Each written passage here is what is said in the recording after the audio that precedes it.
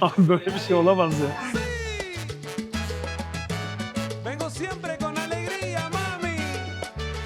Ya ortam çok sıkışık, konforsuz ama o kadar güzel, samimi bir ortam var ki çok güzel. Buyurun Onur Bey. Siz de buyurun Onur Bey. Lütfen. Böyle sandviç mi olur? Kocaman. Oha. Çok güzel. Armutun tadı böyle. Abi böyle bir şey olamaz. Geliyor. Hop. 2026 yedim en lezzetli şeylerden biri. Böyle bir şey yok. Allah. Bir haftada istifa ederdim. Çok güzel bu. Oo. Bundan bir tane daha isteyelim mi? Ben dur diyene kadar getirsinler abi. Vengo siempre con alegría, mami. Ajá.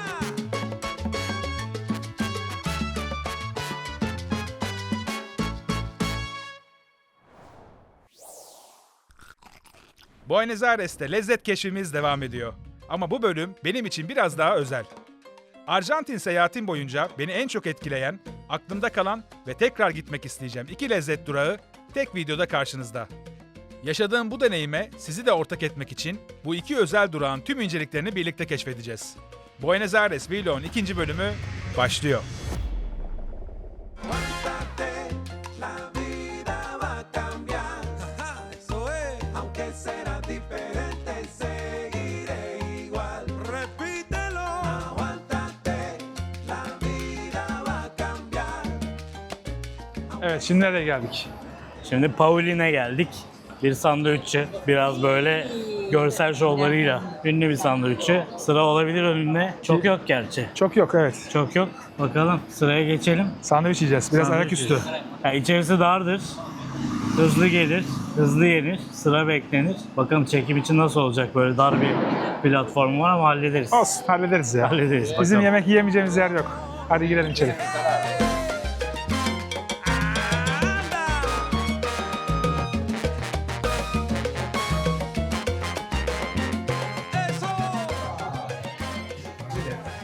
Mekana giriş yaptık. Böyle sıkış tıkış. Pardon. Pardon. Buraya mı? Buraya. Buraya oturuyoruz. Hadi bakalım. Ben buraya sığmadım ki.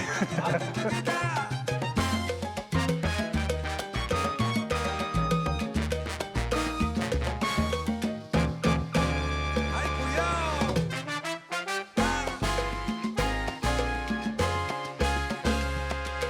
Pauline'deki siparişlerimiz geldi. Bende et, milaneze var. İçinde çok güzel bir peynir eritmesi var. Domatesi var ve baget ekmeği yapılıyor. Senin de gene Ben de baget ekmek. Baget ekmek, Salam kaşar. Allah. Seninki- tabaklar iyi kanadı vallahi. Seninkinin içinde patates de dahil. Evet, patates de patates Milanesa ama. olan da. Patates de patates. Baksana. Ayrı söyleyecektik zaten, Milanesa'da var dedi. Hemen ye. Ben hemen yiyeyim. Hemen ye. Böyle bir şey yok. Kumpir. Kumpir olmuş bu. Ya ortam çok sıkışık, Oradan çok sıkışık. konforsuz ama o kadar güzel, samimi bir ortam var ki çok güzel. Tabakları fırlatıyorlar, önünüzden geçiyor. Bir deneyim gene, experience yaşıyorsunuz. O yüzden burayı da göstermek istedik. Sandviç çeşidi gayet zengin bence. Çok zengin Menü ve olarak. porsiyonlar, hani Cem Yılmaz diyor ya, insan yiyecek bunu. Hakikaten insan yiyecekse Normal küçük olan da 2 parça. Çok büyük Abi bu- aslında. Bir de XX large'ı var. evet, Onlar o XX tarcından göstereyim ben. onlar da Demin biraz şov. birileri sipariş verdi ama 4 kişi bölüşüyor onda. O yüzden Tabii. biz onu yiyemezdik. Biz başlayalım. Birazcık yiyelim, ardından yorumlayacağım ne hissettiğimi. Hatta şöyle başlayalım ya. Hop. Yerimiz dar olduğu için bir de yukarıya koyamıyorum. Tabak fırlatıyorlar. Normalde kamerayı buraya koyardım ama.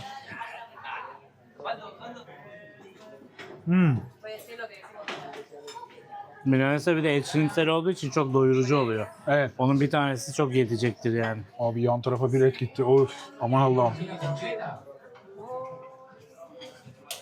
Burada bence her geldiğimde ben paket yaptırıyorum giderken. Eve de devam ediyor değil mi? Evet, evde. Yarısı evde. Bakıyorum saate, tamam akşam da bunu yerim diye. Böyle sandviç mi olur? Kocaman. Bageti de güzel. Bir de peyniri çok güzel. Peynir tuzsuz. Milaneze ne derseniz dövülmüş bir et. O etin üzerine kaplama yapıyorlar. Onu da şinitzel yapıyorlar. Et şinitzel. Biraz Milano bölgesinden gelme. İtalyanlardan gelme. Daha detaylı şekilde size orijinal usulünü maç günü lezzetlerinde göstereceğiz. Merak arada- ediyorum nasıl olacak bakalım. Milanesa'mızı yeriz. Buranın tarihiyle ilgili 1988'den beri açık olduğunu söyleyebiliriz. Genellikle taze ürünler yapıyorlar. Servisi orada hazırlıyorlar. Küçük bir alan var. Mutfak kısmı orası. Mikrofonlarla sipariş veriyorlar. Ayağa kalkıp mikrofona konuşuyorlar. Bak sipariş veriyor şimdi yukarıdan. Marcho, milanesa napolitana y me queda una milanesa completa.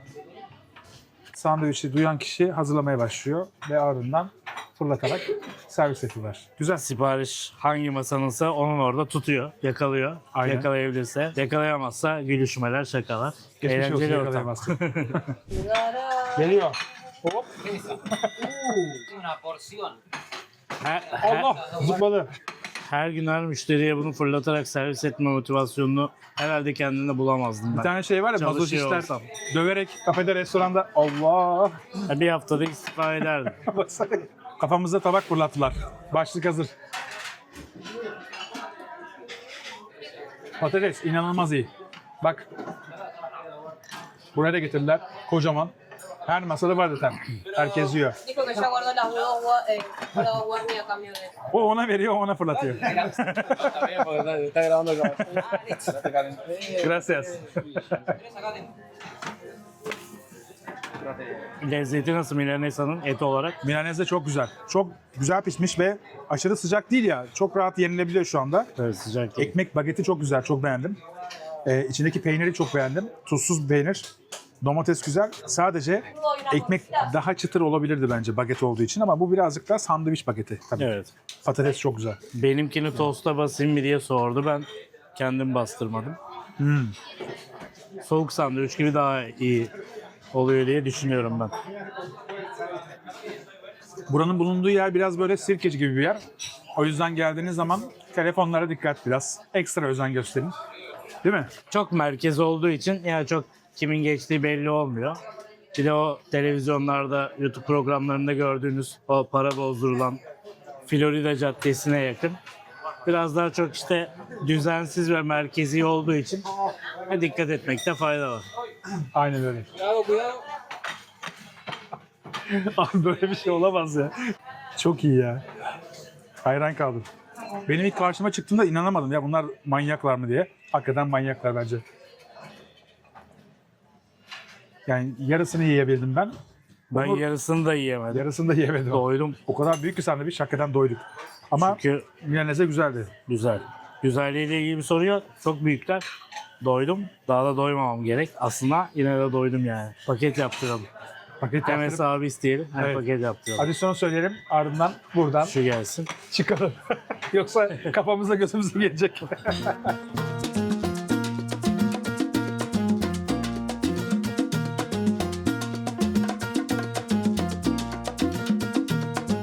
Toplam 1798 TL tuttu. 55.800 peso.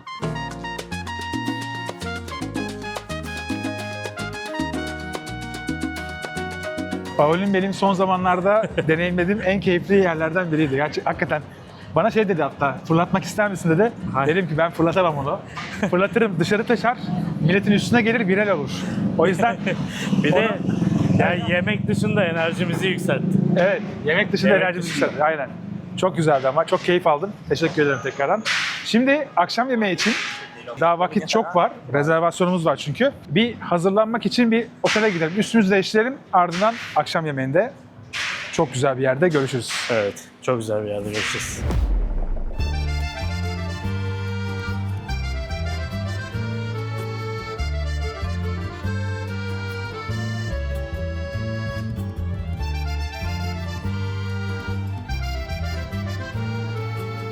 Şimdi akşam yemeği için Fogon restorana geldik. Burası da yine 101 steak restoranlar içinde dünyadaki en iyi listesinde 35. sırada. 35. Daha önce söylemiştim. Önceki videoda Don Julio'ya gitmiştik. Orada da Don Julio 1. sıradaydı. Burası da 35. sırada. Ama buranın konsepti, siz bir şeyler sipariş vermiyorsunuz. Direkt size tadım menüsü olarak geliyor.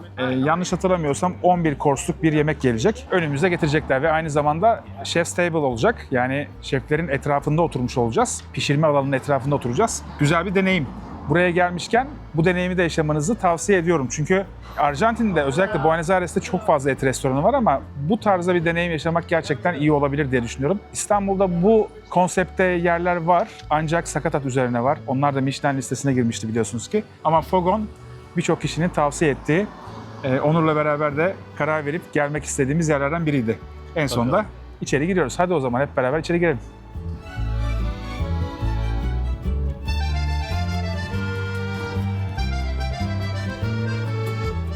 How are you? Good to see you. Mucho gusto. Ale, Onur. Onur. Onur, same. Amigo. Yeah. Sí. But,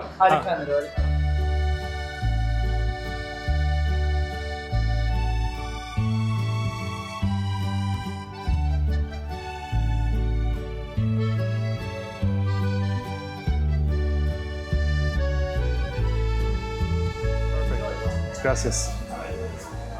Evet, yerimizi bulduk. Çok güzel yer bence.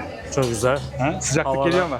Havalanma iyi Geliyor ama. bir havalandırmadan da hava geliyor. Evet, aynen Hava öyle. geliyor, Çok güzel, güzelmiş havası gerçekten. güzel. Her şeyi önümüzde yapacaklar. O yüzden buraya köşeye oturmak güzel oldu. Hadi bakalım Onur Bey, buyurun. Buyurun.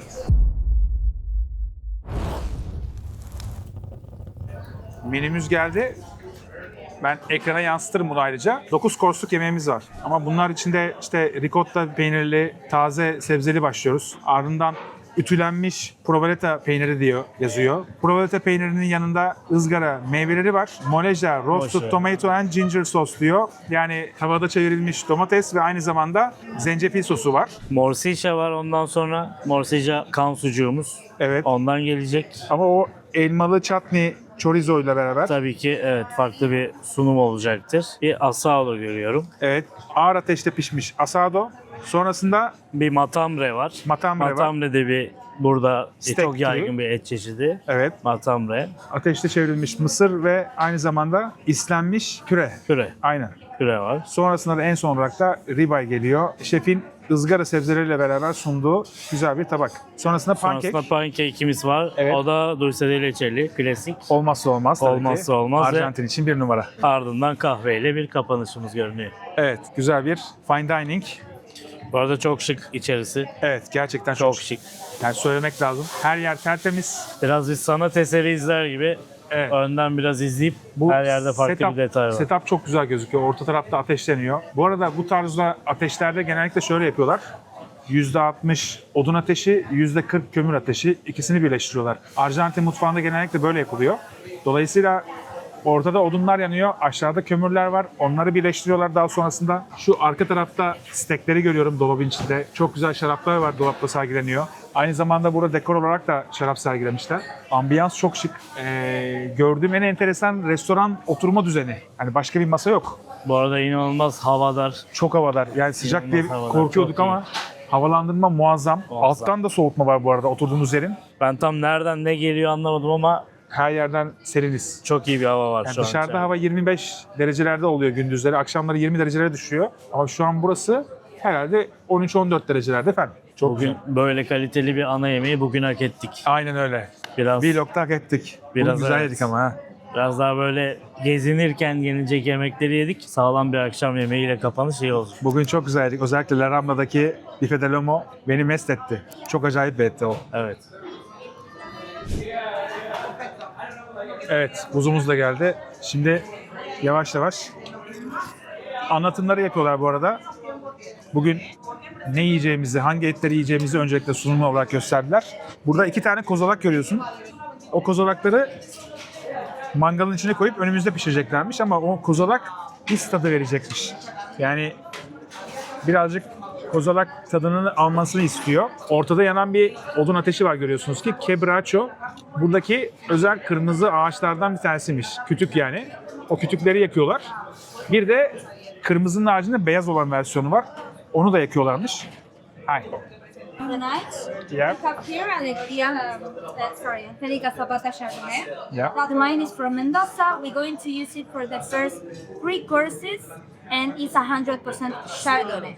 That's 14 months in French oak barrels. Perfect. Thank you. Yes. Doğru. Gracias. If you need more wine, just put the glass up. Okay. Thank you. Evet. Onurcuğum, Cheers. çok güzel soğutmuşlar. Bayıldım. Mendoza buranın Arjantin'in şarap merkezi. Salta ikinci sırada geliyor ama Mendoza Şili sınırına yakın Arjantin'in şarapla ünlenmiş şehri. Şili sınırı da bayağı uzakta aslında. Uzakta. Karayoluyla buradan Mendoza'ya tahmini söyleyeceğim bir 10 saat sürer. Oo, bayağı. 8 saat sürer, en azından 8 saat sürer. Ateşle geliyor şimdi. Evet, şimdi mangalımız geldi. İsleme yapılıyor içeride. Onu da kozalakla yapıyorlar. Bir yandan da ilk tabakları hazırlamaya başladılar. Şu an gördüğüm kadarıyla patlıcanları koydular ama bayağı küçük körpe patlıcan. Az önce restoran sahibiyle ben içeride konuşurken sağ olsun beni içeri davet etti, konuştuk. Kullandığımız anguslar dedi maksimum dedi 400 kilo. Donillo'da mesela 520 kiloluk anguslar kullanılıyordu. Burada 2 yaş civarında. Donillo'daki 3 yaş civarındaydı. Bence buradakiler birazcık daha yumuşak olacak diye düşünüyorum. Aynı zamanda 28 gün dry age kendimiz yapıyoruz. Oradaki dolabımızda dedi. Bütün etleri kendimiz dry age yaptırıyoruz. Hiçbir şekilde yiyeceğiniz etlerde dry age olmadan size servis edilecek bir et olmayacak dedi. O yüzden dinlenmiş, suyun içinde hapsetmiş, lipleri çözülmüş ve çok güzel pişmiş etler gelecek birazdan. Bir yandan da peynirimiz pişiyor. Detaylarda da bayağı ince işçilik görüyorum ben Evet. şu an. Yani bazı net göremediğim, ne olduğunu göremediğim şeyler var ama çok detaylı bir çalışma var. Şimdi mesela ricotta peyniri taze bahçe soslu. Bak şu an hazırlıyor mesela. Patlıcanın üzerine ricotta peyniri sıkıyor. İçinde de bahçe yeşillikleri varmış. Ve aynı zamanda yeşil sos koyacak şimdi ortasına. Hop. Limon sos. Bir de üzerine galiba fındık koyuyor. Fındığın haricinde yeşil bir şey daha koyuyor. Onu da göreceğim birazdan. Ne olduğunu artık. Yeşil bir şey Burada ama gözlerim görmüyor artık o kadar. zeytin. Excuse me. The first course of the night, we have the smoked eggplant. Yep. On top, have a lemon ricotta cheese with a citric vinaigrette. Also, chopped spinach, mint, and cilantro. And pesos sprouts. Hope you like. Perfect. Thank you very much. Evet. İlk tabağımız geldi. Buyurun Onur Bey. Siz de buyurun Onur Bey. Lütfen. Ama şu ricotta peyniri çok güzel gözüküyor. Bir de limonlu ricotta dedi. Evet. Yutkunuyorum şu anda ya. Hiç yemek yememiş gibi.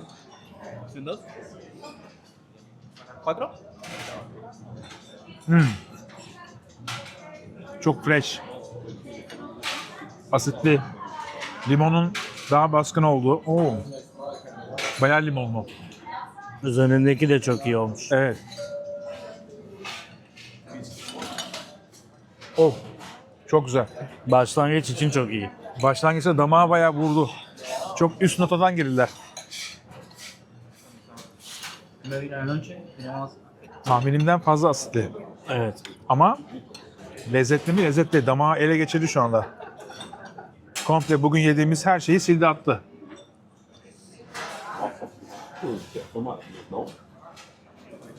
Bu arada şu anda istasyonda bulunuyor bize bakan arkadaşımız. O istasyonda sebzeleri pişiriyor. Hemen yan tarafında tavalar var. Tavaların içinde provoletalar var. Onun hemen yanında ateşimiz var. Kırmızı odunumuz, kütüklerimiz. Orada piştikçe aşağıya kömürler düşüyor. Ateşin gücüyle beraber küçüldükçe kömürler aşağıya bırakıyor kendini. En ileride de etler pişiyor. Bu arada askıda yukarıda ayrıca islenmiş etler var. Onlar da ağır ateşte sıcaklıkta bekletiliyor. Onu da servis edecekler. Bence iddialı bir setup. Yani böyle bir mutfak hiç beklemiyordum. Görüntülerde var ama bu kadar yakından görmek çok farklıymış. Ortamın aydınlatması, arkada çalan hafif müzik, insanlarla yan yana oturma, bunlar gerçekten muazzam. Buradaki bir deneyim birçok şeye bedel.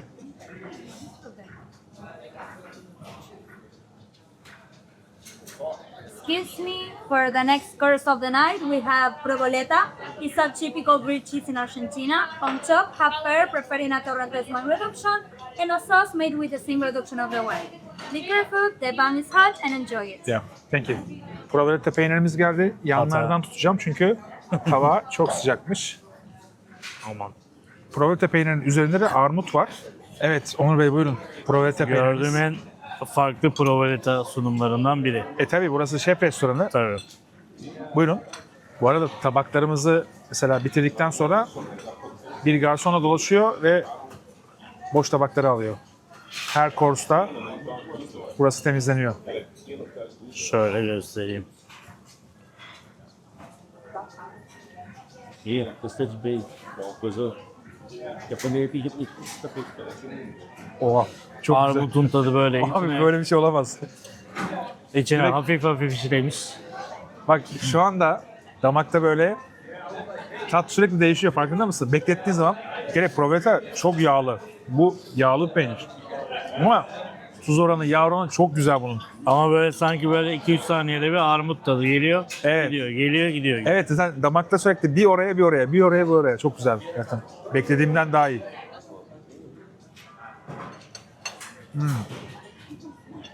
Evet. Üçüncü tabağımız da geldi. Şimdi önümüze Mojeha isminde bir ürün geldi. Bu sığır ve kuzuların kalp ve boyun bezelerinde elde edilen sakatat türüymüş. Birazcık enteresan olduğu için çeviriye bakmak zorunda kaldım. Deneyelim. Tek lokma zaten. Üzerinde de tek lokma. Yani şöyle bir ürün. Üzerinde sosu var. Üzerine bir sos var.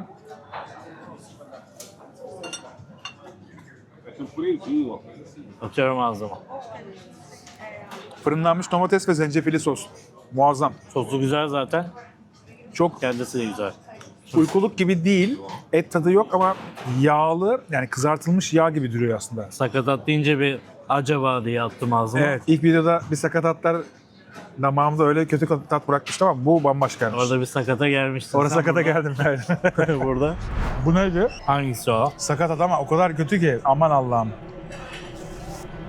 Özür dilerim, çıkarttım bunu. Ah. Bu başkaymış ama. Bu Bu güzel. güzelmiş. Buyurun. Çok iyi. Soğutmayalım.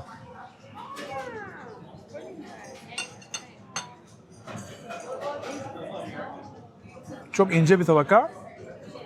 Dışı çıtırlaşmış. İşte Bu yüzden çok daha böyle kıtır oluyor dış kısmı. İç kısmı yumuşacık olmuş. Üzerindeki o fırınlanmış domates ve zencefilli sosla beraber muazzam. Domates ve zencefilli sos ikisi beraber çok güzel uyuyormuş. biraz acılık var. Acılık da var ama böyle arkadan hafif geliyor. O yüzden çok güzel. Gracias. Şarap eşleşmelerini 3 course'luk yemeklerle yapıyorlar. Şimdi mesela kırmızı şarabımız geldi. O da güzel. Onu da detaylı olarak anlatıyorlar nereden geldiğini. Bu şarabımız gene Bu da Mendoza'dan. Mendoza. Güzellik şu, her course'ta aynı şarabı içmiyorsunuz. Hepsinde farklı deneyim yaşayabiliyorsunuz. Bence bu da önemli özelliklerden bir tanesi. Çünkü sunacakları yemeklerin tarzları değişiyor. Mesela kırmızıya geçtiğimize göre yavaş yavaş etlere geçiyoruz doğru geçiyoruz. diyebiliriz. Yani en hoşumuza giden taraftayız. Mesela bardaklarımızı şu an topluyorlar. Önceki bardaklar gitti. Bıçaklarımız, Bıçaklar gidiyor. tabaklarımız. Çatal bıçağımızı koyacağımız bir alan da var burada. Onu da bu şekilde organize ediyorlar. Eyvah. Benim için eyvah. Şimdi bizim normalde çok böyle alışık olmadığımız kan sosisi, Sucuğu. kan sucuğu. Sosis sucuk karışımı. Evet, hayvanı kestikten sonra akan kanını alıyorlar, sucuk haline getiriyorlar. Bağırsağın içine dolduruyorlar ve onu pişiriyorlar. Onur hiç sevmiyor. Ben tadını fena bulmadım. İlk videoda yemiştim, onu görebilirsiniz. Ama ben burada deneyeceğim. Yani bir şef dokunuşuyla benim yiyeceğim hale gelmiş olabilir gibi görünüyor. Mutfakta Bence de. uzaktan da olsa görüyorum. Sanırım deneyeceğim. Bence denemelisin. Bak şu an hemen şu karşıda ateşi farklı bir yere aldı, görüyorsun. Excuse me. Yep. For the next course, we have chorizo and morcilla. Yeah. It's pork sausage and blood sausage. The light one is the pork sausage. On top have a roll pepper sauce. And the dark one is the blood sausage. On top have a chutney with quince and pineapple. Hope you like. We usually eat this with the hand, but if you need a knife, use the. Perfect. Thank you. Şimdi morcilla kan sosisi, ayva ve elma çatni sosla. Bir de chorizo var. İkisi yan yana zaten. Chorizo'da baharatlı sosis, közlenmiş kapya biber, saçta pişmiş ekmek ile servis ediyorlar. Altında.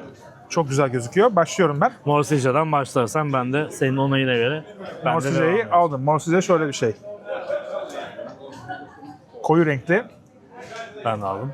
Bıçağımız yok ama şöyle ısırarak yiyeyim ya. Bıçağımız gitti, evet. Yiyorum. Alakası yok.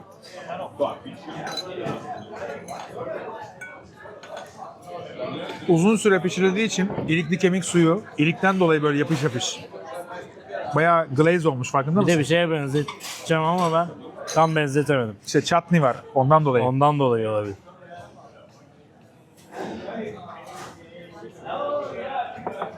Sosisimizi de alalım. Chorizomuz. Bu da güzel gözüküyor.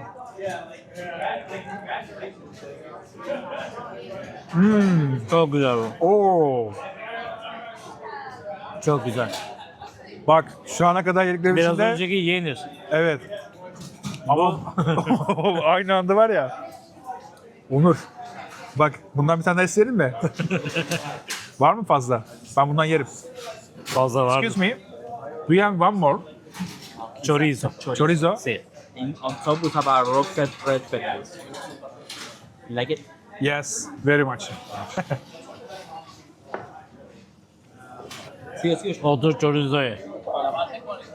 Bak bundan Böyle ha. ben dur diyene kadar getirsinler abi. Böyle bir şey olamaz. Son zamanlarda abartmıyorum onu. 2026'da diyeyim hatta. 2026'da yedim en lezzetli şeylerden biri. Böyle bir şey yok.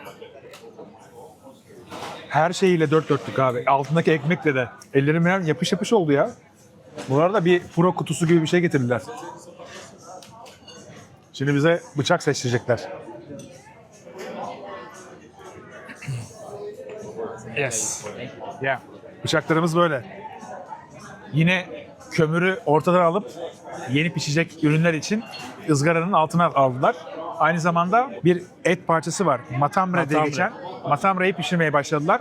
O da böyle bir yağ parçası. O yağ parçasını birazcık karamelize etmeleri gerekiyor. O yüzden asansörü aşağı indirdiler. Üzerinde ateşe yakın şekilde pişiyor. Daha dış kısmı karamelize oluyor. Şu an bize aynı zamanda patates pişiriyorlar. Yalnız oradaki sıcaklığı anlatamam size. Ben bir içeri girmek gibi hata yaptım. Herhalde 600-700 derece sıcaklık var. Böyle bir ısı olamaz. Yani oraya helal olsun çalışanlara. Bahşişi bu yüzden hak ediyorlar insanlar. Yine herkes de yüzler gülüyor. Tabii hep gülüyorlar. Sıvı takviyesi çünkü terliyor. Bandanası var. O da olmazsa olmaz.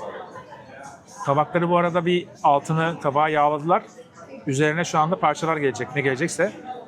Şu an sırada asado al papishote. Papishote var. Papishote'yi tam bilmiyorum ben ne olduğunu göreceğiz. Asado al papishote diyor. Papishote'ye bakalım neymiş? Ağır ateşte uzun süre pişirilmiş asado, kaburga. Papishote kağıtta kapalı şekilde pişirme yöntemiymiş. O yöntemin adı. O yöntemle pişirilmiş asado. Evet, o işte yukarıdaki ağır ateşte yavaş yavaş pişen etler asado. Güzel. Detayları da aktarabildiğim için mutluyum size. Önemli çünkü. Önemli. Ama şu asansör sistemi çok güzel ya. Bir bahçeli evim olsa böyle bir şey yapmak isterim. Ki burada bahçeli evi olan çok var ve gerçekten yapılıyor. Evet. Ateşe hep aynı seviyede pişirmemek gerekiyor. Arjantin mutfağı genellikle ısı yönetimiyle geçiyor. Ya yukarıda tutup ağır ateşte pişiriyorsun ya da aşağı alman gerekiyor. Biraz daha eğer kömürler küçülüyorsa veya ateş diniyorsa dinlenmeye alıyorlar. Tamamen olay ateşin kontrolüyle gidiyor bence. Ve tabii ki etin de tarzını biliyor olmaları, nasıl pişeceğini biliyor olmaları. Hepsi çok fark ettiriyor.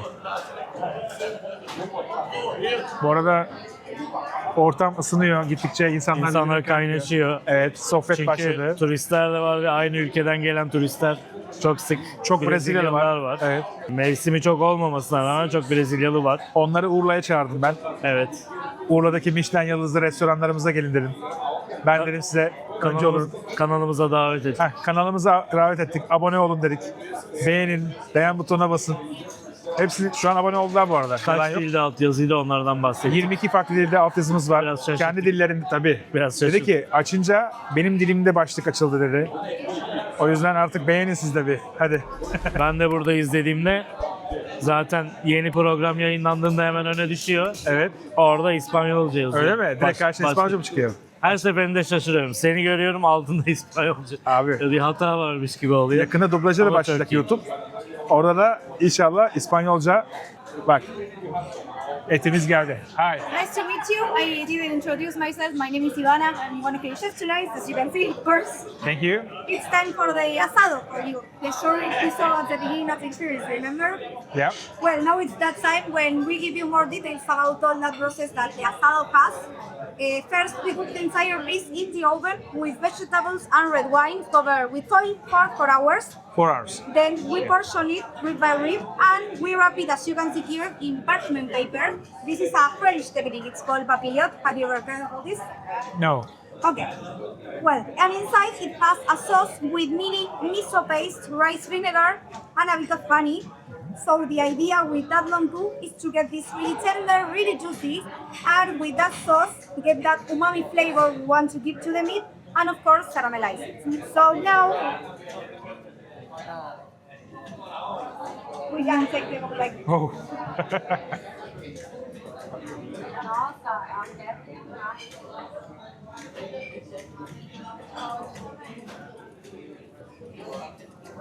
Onların hepsini bize. Perfect. Thank you very much. Elim ayağım birbirine dolandı. You want to try this? Of course. Why not?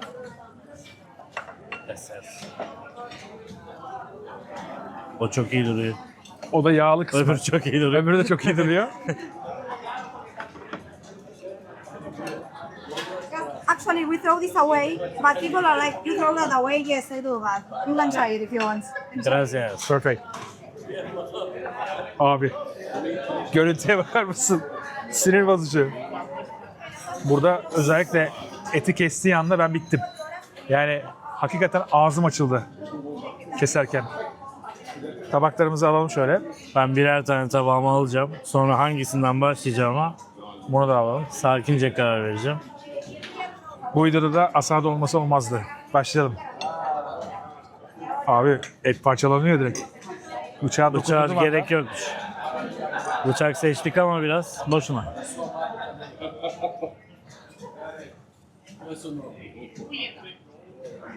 Hangisinden aynı başladık? Aynı başladı. Çok iyi.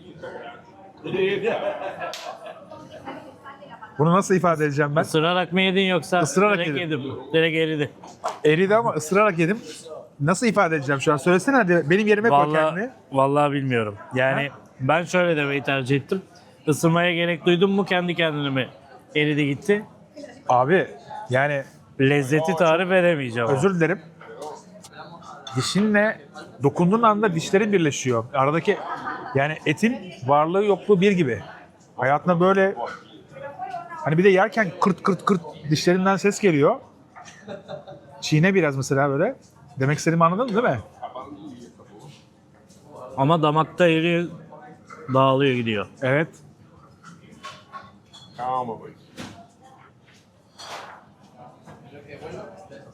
Güzel bir de bir tam dozunda bir kokusu var. Kokusu var. Altında glaze bir sos var. Kaburga sosu. 4 saat fırında pişiyormuş. Uzun uzun böyle kısık ateşte kağıt içinde pişiyormuş.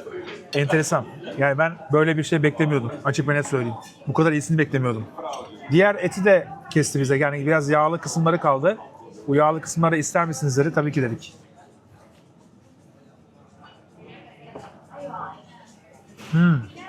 Bunun da güzel olduğunu düşünüyorum.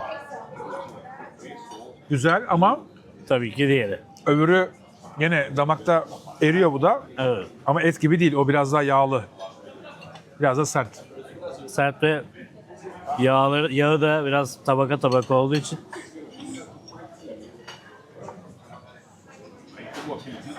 Moralim bozuldu. Çok iyi et. Çok güzel.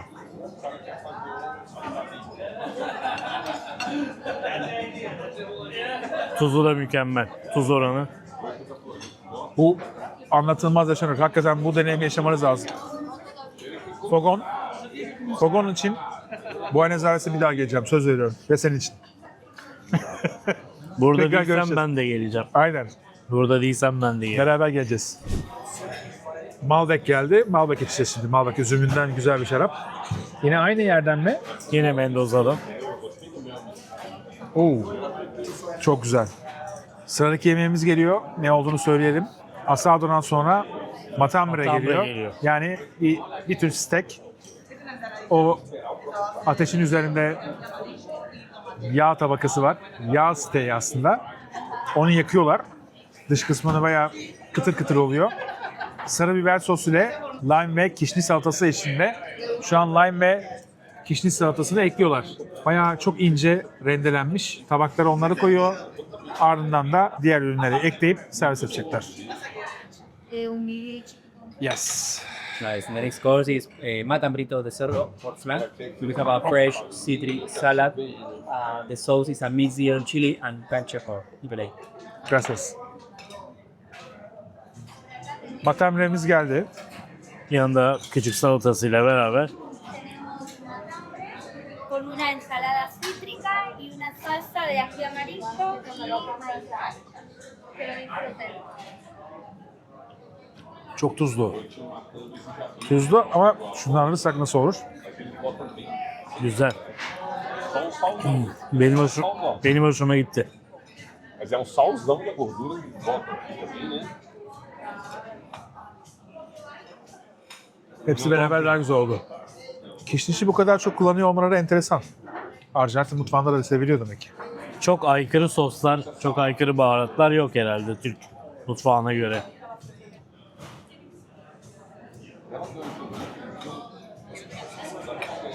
Çok güzel.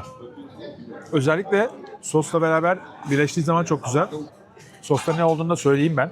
Yellow chili, Sarı biber sosu. Ama şimdi bir de lime var. lime, evet, Onda. asit dokunuşu etlerle çok kullanılıyor. Bu tarzda böyle parijelerde çok fazla tercih ediliyor gördüğüm kadarıyla. Şimdi steaklerimiz gelecek. O yüzden yavaş yavaş kömürleri de yerleştirmeye başladılar. Well, I present you here the ribeye center. The cut with dry aged for 21 days to 22 days. So we recommend to eat it medium rare so you can feel the real flavor of the meat and the tenderness. Is it okay for you medium rare? Apım tosi. Yeah. Excellent. Thank you very much. Thank you. Şimdi yeni tabaklarımız geliyor. Az önce çam kozalağını yakıp eti istemeye başlamıştı hatırlıyorsanız. Çam kozalağı dumanında pişirilmiş flat iron steak, kremalı karnabahar püresi, ateşte közlenmiş mısır ile. Şu anda tabakları hazırlıyorlar. Püreyi koydular, mısırı koydular ve üzerindeki süslemeleri yapıyorlar. Etleri de oradan atmış oldular. Attılar. Evet. Bak mesela etler yanıyor diye yukarı kaldırdı. Allah. Flat iron. We have here for the next course the smoked flat iron. The smoked flat iron is the meat that the chefs smoke at the beginning of the experience with the fine cone. It's with a creamy cauliflower puree and pork. We recommend try first with the flat iron so you can taste all the flavor of the smoke. Enjoy it. Perfect, thank you. Evet, başlayabiliriz. Ama onu keserek. Eu acho que é muita manteiga. Önce bir etin tadına baksana. Öyle yapacağım. Hiçbir şeye bulaştırma ama.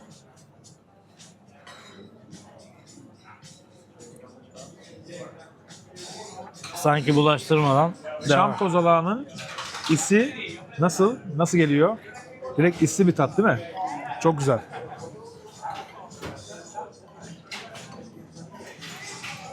Oo. Püreden aldın mı? Şu an sadece etten aldım. Şimdi Bu arada püreyle beraber bakıyorum. eti görenler muhtemelen çiğ buğdağı pişmemiş diyecekler. Ancak pişmiş vaziyette.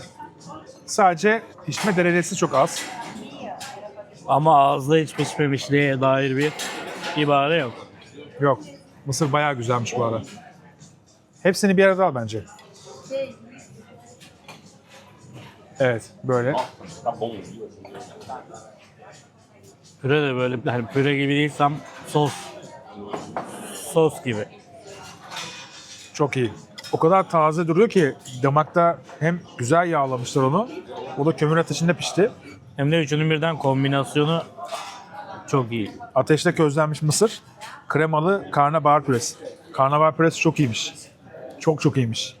Ve bence etle beraber çok uyuyor. Evinizde deneyebilirsiniz. Şimdi What's the flat iron? Do you like yeni it? bir şarabımız geldi. Okay. Annie spent 12 months in French food business. 1423 is the address for the first wagon in Argentine. Gracias. Evet. Evet. Evet, son tabağımız geliyor.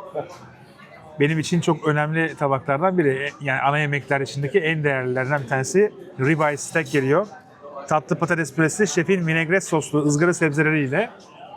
Sebzeler de geldi oraya. Mantar var gördüğüm kadarıyla. Patates var. Onları teker teker ızgaranın üzerinde közlediler. Tatlı patates püresini, sosunu tabağa çektiler. Etler de gelmek üzere. Soğan koyuyorlar şu an gördüğüm Soğan kadarıyla. geliyor. Arjantin'e yediğimiz soğanlar çok güzel abi. Soğanlı pizza, fugazetta. Gazeta. Buradan çıkışta gömer miyiz? Yok, yok bu sefer yok. Genelde akşam böyle geç saatte çıkışta ben pizzacılara gidiyor herkes. Güzel olur ama şu an çok doydum. Bugünü pizzasız başladık, pizzasız bitirelim. Porsiyonlar küçük gibi geliyor ama aslında küçük değil, farkında mısın? Doyurucu. Buradaki evet. Doymakla tadım arasındaki o şeyde. 9 kors olması o yüzden Evet, biraz daha yeterli oluyor. tadımlık denmez yani. Evet. Evet. Tabağa Soğanın arkasından ne geliyor diye bakıyorum ama. mikrofilizler geliyor. Orada bak eti Orada kesmeye et başlıyor. geliyor. Bayağı da büyük parça veriyorlar. Güzel. Büyük parça olması. Et o kadar güzel pişmiş ki bu arada. So, now it's time for the center of the ribeye. Aside, we have some grilled vegetables such as portobello mushrooms, baby potatoes, and red onion, with a homemade vinaigrette on top. On the middle, we have a boñato. Boñato is like a sweet potato. And in here, we have some crystal sea sauce in case you want to add even full flavor. Good. Gracias.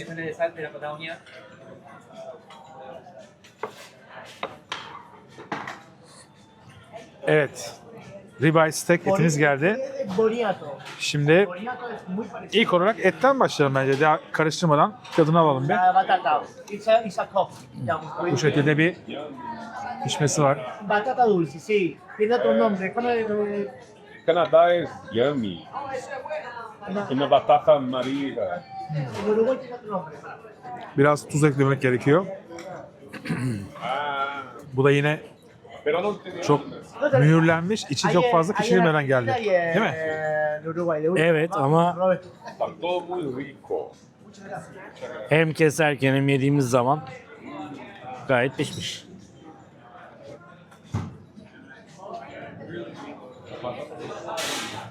Çok Patates, güzel. patates inanılmaz. Patates püresi de inanılmaz. Ben henüz eti bırakamadım. Gerçekten güzel pişmiş. Yani belki dışarıdan biraz az Öyle pişmiş görünmüyor gözüküyor. olabilir ama Ama hiç öyle değil. öyle değil. Bizim seninle hissiyatlarımızı aktarmamız hep Hiç aynı öyle oluyor. değil, evet. Farkındasın.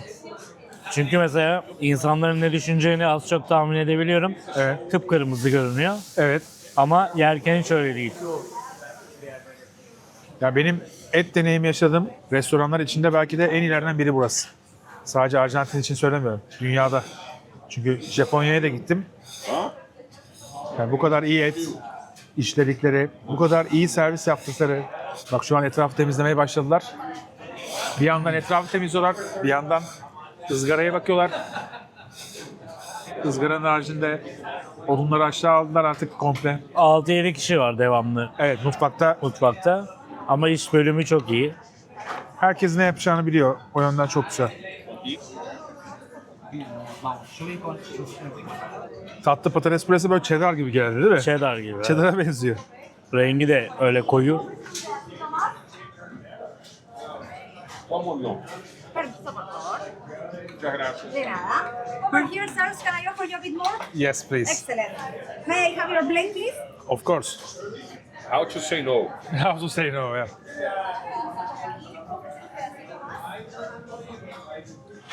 Bak mesela Bir video böyle 3-4 saat sürebilir. sürer. Biz yiyelim, Aynen. kalsın. Yeni bıraktığı et daha yumuşak. Ya ondan iyi olabileceğini Dene. Dene göreceksin.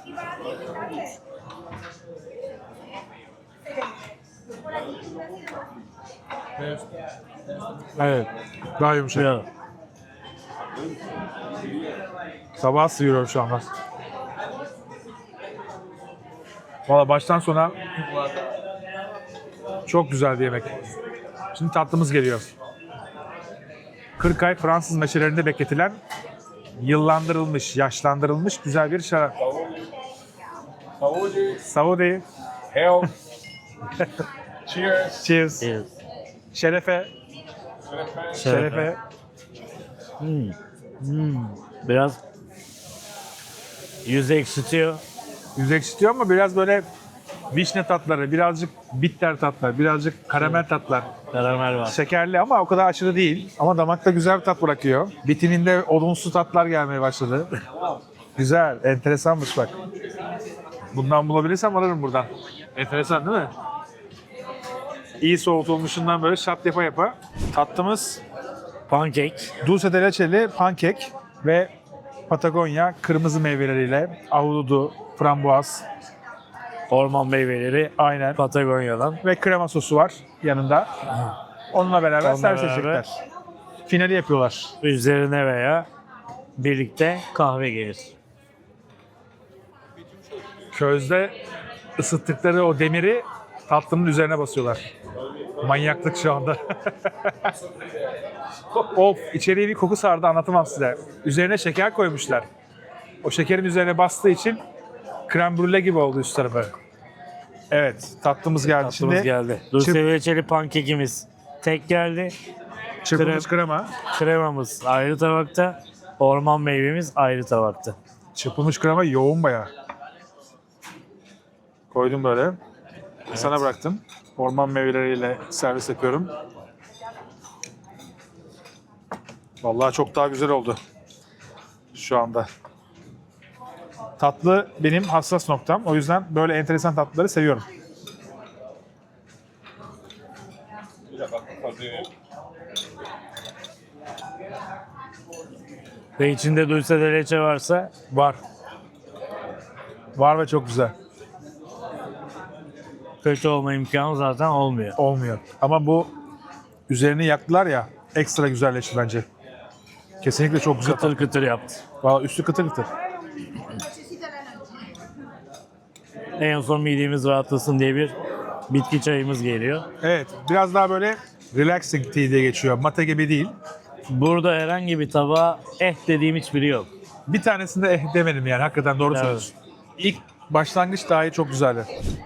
Benim için çok güzel deneyimdi. Seninle beraber yaşadığım için çok mutluyum. Arjantin'deyiz. Buenos Aires'teyiz.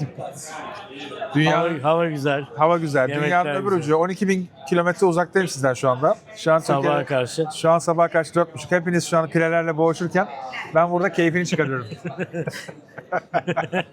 Öyle ama. Öyle. Son zamanlardaki en iyi yemeğimizin hesabı geldi. Bedava. Bak, görmedim. Ben gördüm, bedava. Ben şuna Ben bedava olduğunu düşünüyorum. Tahmini var mı? öyle deyince Tahminin var ben mı? karşılaştırma yaptım daha önceki videolardaki benzer skaladaki İlk mekanlar. videoda Don Julio'ya gittik. O Don Julio'da 299.000 peso hesap geldi. evet, o 290. dünyadaki en iyi steak restoranı içinde birinciydi. Burası 35. Şimdi ben 299.000'den fazla bekliyordum. O yüzden 350.000 peso veriyorum. İn. Don Julio'dan yüksek mi? İn. Bak burada şarap eşleşmeli. Orada birer kadeh içtik. Burada da biraz 4 tane kadeh. Bir de aynı zamanda 250'de anlaşalım. ben yanlış görmüyorum değil mi? Ben bakayım. Bu 1000 yani, milyon değildir herhalde. O da olabilir bu arada. Eyvah, eyvah. Milyonsa daha kötü. O zaman banka hesabı Evet, 320.160. 320.160. 2 kişi bu arada. Yani 2 kişi 10.158 lira. Kişi başı 5.000 liralık. Bir deneyim. 3 farklı şarap. Aynı zamanda bir tane tatlı şarap. 4. Tatlısı, yemekleri, etleri, her şeyle kişi başı 5.000 lira. Kusursuz bir yemekti. Ben burada bahşişle bırakacağım. Güzel bahşiş bırakacağım, öyle söyleyeyim. Ben hala 320.000 mi diye bir bakıyorum. Milyon mu, 1 mi dedi. Çünkü Milyon da olamaz. O da bu sefer çok fazla olacak. O yüzden 320. bak buraya ne yazmışlar bak. Ayaküstü. Görüyor musun? Ayak Ve burada bir hediyeleri var. Bunu eve Hediyeleri götürebilirsiniz dediler. Açayım mı? orada açabiliriz. Ne olduğunu merak ettim bak. Orada bir ne olduğunu söyledi. Ben söylemeyeyim. Açınca görelim. Orada Oo. evet. Pankekin tarifi var. Sade reçeli pankekin tarifini hediye ediyoruz dedi. Ekrana göstersem ayıp olur mu? Bedavadan. Screenshot alabilirler. Bir 100.000 peso ateşlerseniz hemen gösteririm. O zaman hemen gösteriyorum. Ekran görüntüsü almak sizden, hanımlara yaptırmak sizden. Görüntüyü de bari Instagram üzerinden hesabıma atın. Paylaşayım. Onur Ziyademir hesabı aşağıda. Aynı zamanda ayaküstü lezzetler. ¿Eres de Buenos Aires? Hijo de mi primo. Herhalde hepsi gözüküyor Tenía. diye umuyorum. Está en Madrid. Tamam. Ben bunu tüline götüreceğim artık. Hayatımı yaparsın herhalde diye düşünüyorum. Güzel bir videonun daha sonuna geldik. Bugün Buenos Aires vlog yaptık. Gerçekten baştan sona çok keyifliydi. Sabah mate çayıyla başladık. Gün içinde çok güzel etler yedik. Çok güzel sandviçler yedik. Benim için Buenos Aires bir başlangıç oldu. Tekrar geleceğim. Bu bir kesin artık. Her sene gelmeye çalışacağım. Hem keşfedecek çok fazla yer var, hem insanları çok güzel,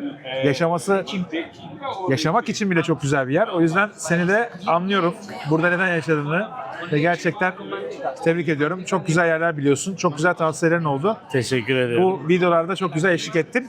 Bir sonraki videomuzda Onur'la beraber Boca Juniors neydi? İnstitüto maçına gideceğiz. İnstitüto maçına gideceğiz. La Bombonera'da görüşeceğiz. Efsane bir maç olacak.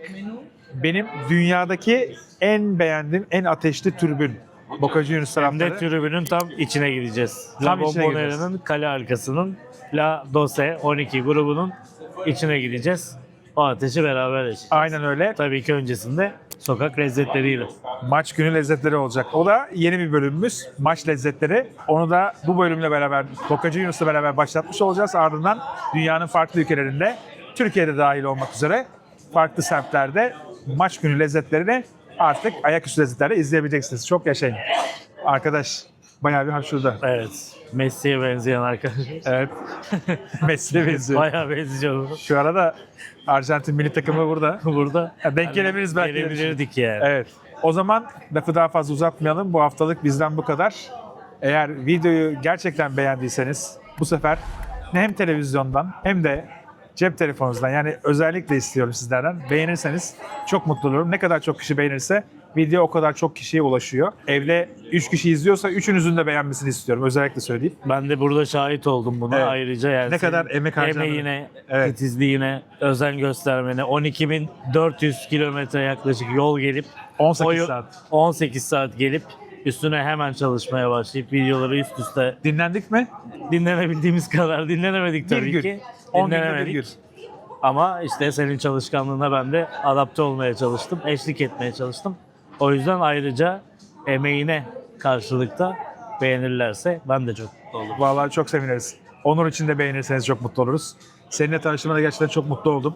Çok güzel bilgiler verdin. Eminim başka birisiyle, daha doğrusu kendim gelseydim bu kadar çok güzel bir video olmazdı. Başka birisiyle çekseydim gene güzel olmazdı. Seninle beraber olduğu için de çok daha sana teşekkür ederim. Vakit Rica ayırdın. Çünkü bir gün, 3 gün, 5 gün değil. Bakın arkadaşlar 10 gün boyunca beraber oluyoruz. O yüzden kolay bir iş değil ve hava sıcak. Sonbahar gelmesine rağmen sıcak ve gene de sürekli yemek yiyoruz. Ama keyifli. Çok keyifli. Ama buraya geldiğinizde İspanyolca gerekiyormuş. Bunu anlamış olduk. İspanyolca olmadan kundaktaki bebek gibisiniz. Ağlasanız bile gelmezler yanınıza. Gelirler ama anlamazlar. Gelirler ama anlamazlar. Aynen öyle. Bir videonun daha sonuna geldik. Önümüzdeki hafta Perşembe farklı bir yerden sizlere sesleneceğim. Ardından Boca Juniors maçı bir sonraki hafta olacak. Kendinize iyi bakın. Dikkatli olun. Bizi izlemeye devam edin. Hoşça kalın.